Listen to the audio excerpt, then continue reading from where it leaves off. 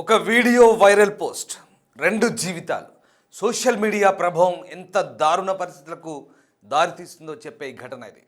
కేరళ మలప్పురం జిల్లాలో జరిగిన ఈ ఘటన ఇప్పుడు దేశవ్యాప్తంగా తీవ్ర చర్చకు దారితీస్తుంది. 35 ఏళ్ల social media influencer Simjita Mustafa social మీడియాలో ట్రెండింగ్గా మారారు.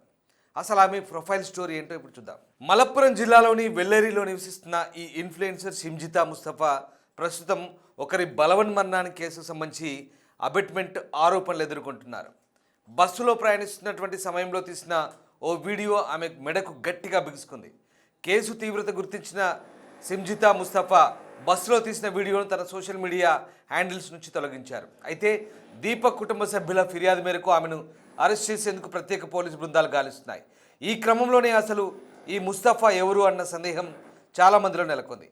యూట్యూబర్గా, ఇన్ఫ్లుయెన్సర్గా ఎలా మారిందన్న దానిపై తీవ్ర ఆసక్తి నెలకొంది. కోజికోడ్ జిల్లా వటకర గ్రామంలో పుట్టిన సిమ్జితాకు 16 ఏళ్ల క్రితం పెళ్ళైంది. దీంతో అరికోడ్ సమీపంలోని వెల్లేరికి మకాం మార్చారు. ముస్లిం సామాజిక వర్గంలో పుట్టిన సిమ్జితా చదువుల్లో బాగా రాణించేవారు. డిగ్రీతో పాటు బీఎడ్ చదివారు. అంతేకాకుండా కామర్స్లో పీజీ పూర్తి చేశారు.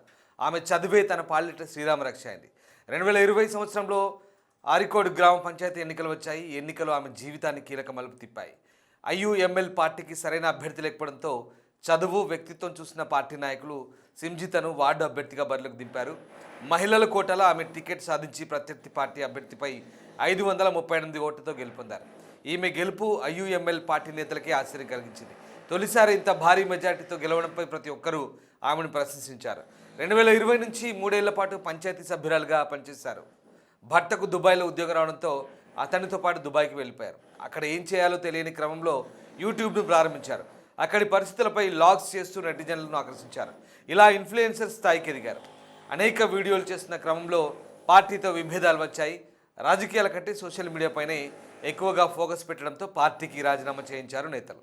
అంతేకాకుండా హిజాబ్ లేకుండా వీడియోలు తీయడంపై తీవ్ర అభ్యంతరం వ్యక్తమైంది. ఇలా ఆమె రాజకీయాలకు దూరమయ్యారు. అంతేకాకుండా సామాజిక అంశాలపై అవగాహన కల్పిస్తూ సోషల్ వర్కర్గా ఎదిగారు.